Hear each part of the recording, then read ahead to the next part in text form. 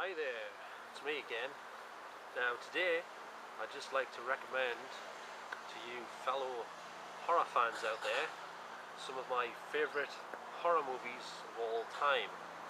One of them is this one, which I'm wearing on my t-shirt here, which is Creepshow 2. Now if you're a horror fan, you've probably seen it already, but I must admit it is one of my favourite movies. And here's one of the DVD versions here. This isn't the special edition, but there is now a special edition available of this. This is just the Cinema Club version. It's not even in widescreen.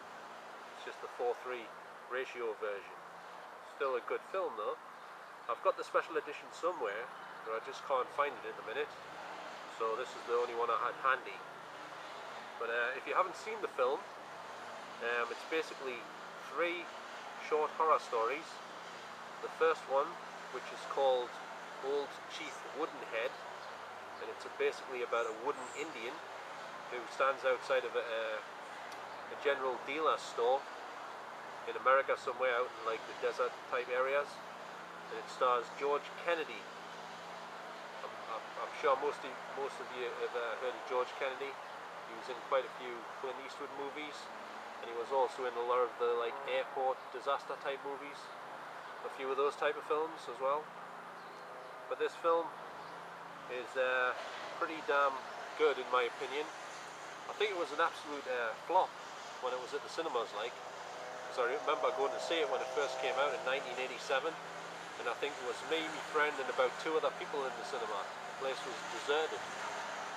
And anyway, the next story on here, the second story, is called The Raft, and it's about a bunch of teenagers who go swimming in a lake, and they swim out to this wooden platform like in the middle of the lake, and this strange black thing appears in the water, like this black mass, and birds disappear into it and stuff, and they get a bit concerned, they're thinking, oh, that doesn't look right, But when they go swimming, it starts sort of following them, moving after them, like getting faster and stuff. I'm not going to give it all away if you haven't seen it, but it's pretty damn interesting. And the last story on here is called The Hitchhiker. It's about this woman who's just left. She's just come away from like sleeping with this bloke somewhere, and she's driving home late at night, and she accidentally runs over this hitchhiker who's wearing a bright yellow raincoat. And then she drives off because she's a bit panicked and scared. So it's basically a hit and run incident, and basically what happens is the hitchhiker keeps turning up later on down the road on a route home, and he's popping up at all the least expected places, basically, and scaring the crap out of her. So basically it looks like he's become a ghost or something. But this has always been a favourite of mine. I've seen it many times over. So if you want to check this out, I recommend you get the special edition DVD, which has got lots of behind the scenes like mini documentaries and stuff on it, and it's also got an audio commentary by the director Michael Gorning, which is interesting to check out and listen to if you're a fan of this movie. Right, next we have Firestarter, starring a very young looking Drew Barrymore. It also stars, let's see, I think it's, David Keith. I sometimes get him mixed up with Keith David, get the names the wrong way around, because it's 2 actors with similar names, David Keith and Keith David. Well, this one stars David Keith, which is the white guy, the other guy's the black guy. Confusing when they got similar names like that though. Anyway, this is obviously based on the Stephen King book about a girl who has telekinetic powers, and she can start fires whenever she gets distressed and stuff. She basically can't help it. It's like built into her somehow. Heather Locklear's also in this movie. I've been a fan of Heather Locklear's ever since she used to appear in T.J. Hooker. Remember that show? The classic show, T.J. Hooker with William Shatner. God, they're always cutting the grass around here, I tell you. You kind of get a minute's piece to do a video. Kind of. Anyway, I'm having to shout a bit here because of the lawnmower in the street. Bloody hell. Anyway, this DVD is in anamorphic widescreen. Pretty good transfer as well. There's no extras, unfortunately, not on the version I've got. I'm not sure if there's a special edition out in the USA, because I haven't checked yet, but there very well could be, I suppose. Anyway, this film has also got George C. Scott in it. He's always been a classic actor. Unfortunately, as you probably know, he's no longer with us now, but he did a lot of great roles.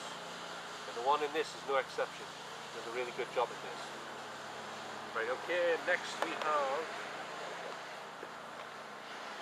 White Noise, starring Michael Keaton. Now, first thing I must say about this movie is, I'm into doing paranormal investigating myself. And this movie explores the phenomena of recording EVP, electronic voice phenomena. And this DVD has some really brilliant extras. It's got like 3 documentaries about the subject of EVPs and how to record them. It's got what's the name? I forgot their names anyway. Tom and Barbara something.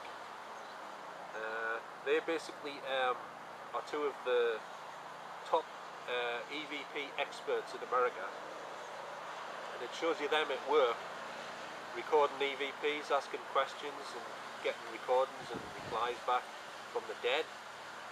And they also tell you the best way to go about recording EVPs and what sort of equipment you need for the best results. But the film is good, but I would say the extras on here are actually better than the movie. That's not saying the movie's bad, because the movie's still pretty damn good. And Michael Keaton does a very good, he gives a very good performance in this movie. So if you haven't seen it, I suggest you check it out. I've also got this film on HD DVD, but this is the only copy I had handy, so I decided to use this for the video. Anyway, next we have Tobe Hooper's Funhouse. Now, I'm not sure if you have all seen this yet, but I suppose it's a little bit obscure, because it wasn't exactly a big box office hit, but I guess it's got a bit of a cult following. Now, this is a Region 1 version of the movie on the Good Times label, which I think you can still pick up. It's in 2:3:5:1 widescreen, but it isn't anamorphic. But it's still a pretty damn good transfer anyway. Anyway, the film is really good. I like it a lot. It's pretty creepy, spooky and scary. And, well, you'll just have to watch it. Pick your own copy up and check it out, because I'm running out of time here. Next, remember, YouTube only allows you 10 minutes. Once you start talking, those minutes tick by like anything, I tell you.